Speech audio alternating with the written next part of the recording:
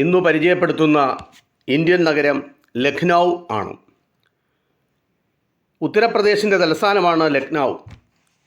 ഈ നഗരത്തിന് പല പേരുകളിൽ അറിയപ്പെടുന്നു. കിഴക്കിൻ്റെ സുവർണ്ണ നഗരം, നവാബുമാരുടെ നഗരം, ഇന്ത്യയുടെ കോൺസ്റ്റാന്റിനോപ്പിൾ, ഇങ്ങനെയൊക്കെ അപരനാമമുള്ള നഗരമാണ് ലഖ്നൗ.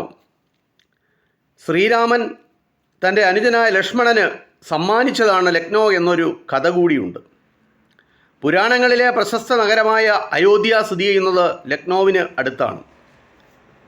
13-ാം നൂറ്റാണ്ടിൽ ഭരിച്ചിരുന്ന ഷോരാഖി വംശത്തിലെ രാജാക്കന്മാരിൽ നിന്ന് ഡൽഹി സുൽത്താനായിരുന്ന ഷെർഷാ സൂരി ലഖ്നൗ നഗരം പിടിച്ചടക്കി. 16-ാം നൂറ്റാണ്ടിൽ മുഗൾ ചക്രവർത്തി അക്ബർ ഉത്തരേന്ത്യ ഭരിച്ചു തുടങ്ങിയപ്പോഴാണ് ലഖ്നൗ നഗരത്തിൻ്റെ വികസനം, അതിൻ്റെ പുരോഗമനത്തിന് തുടക്കം ആരംഭിച്ചത്. അതുവരെ ആവധ് രാജവംശമായിരുന്നു ലഖ്നൗ അടങ്ങുന്ന പ്രദേശം ഭരണം നടത്തിയിരുന്നത്.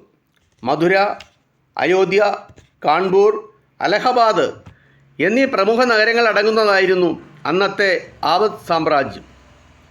1724 മുഗൾ ചക്രവർത്തിയായ മുഹമ്മദ് ഷാ ഇത് ആവധ് സാമ്രാജ്യത്തിൻ്റെ ആളുകളിൽ നിന്ന് ആ പദവി ഏറ്റെടുത്ത് നവാബ് ഭരണത്തിന് തുടക്കം കുറിച്ചു. ബ്രിട്ടീഷുകാരുടെ കാലം വരെ നവാബുമാരുടെ കീഴിലായിരുന്നു ലഖ്നൗ. സംഗീതം, നൃത്തം തുടങ്ങിയ കലകളെ ഏറെ പ്രോത്സാഹിപ്പിച്ചിരുന്നവരാണ് നവാബുമാർ. അതുകൊണ്ട് സമ്പന്നമായ ഒരു സാംസ്കാരിക പാരമ്പര്യം അവകാശപ്പെടാവുന്ന ഒരു ഇന്ത്യൻ നഗരമാണ് ലഖ്നൗ. ലഖ്നൗവിൽ ധാരാളം ആകർഷകങ്ങളായ പല വാസ്തുശില്പ സാംസ്കാരിക കേന്ദ്രങ്ങൾ അവിടെയുണ്ട്. തുർക്കി ഗേറ്റ് എന്നറിയപ്പെടുന്ന റൂമി ദർവാസ ലഖ്നൗ നഗരത്തിലേക്കുള്ള പ്രവേശന കവാടമാണ്.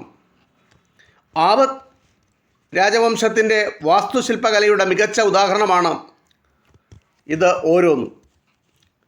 കഥക് നൃത്തത്തിനും ഗസൽ സംഗീതത്തിനും പേരുകെട്ട ഒരു നഗരമാണ് ലഖ്നൗ. ഒട്ടനവധി അനുഗ്രഹീത കലാകാരന്മാർക്ക് ജന്മമേകിയ സ്ഥലം കൂടിയാണ് ലഖ്നൗ. ലഖ്നൗ എന്ന ഇന്ത്യയിലെ പ്രശസ്തമായ നഗരത്തെ പറ്റിയുള്ള ഒരു ചെറിയ വിവരണമാണിത്. നന്ദി, നമസ്കാരം.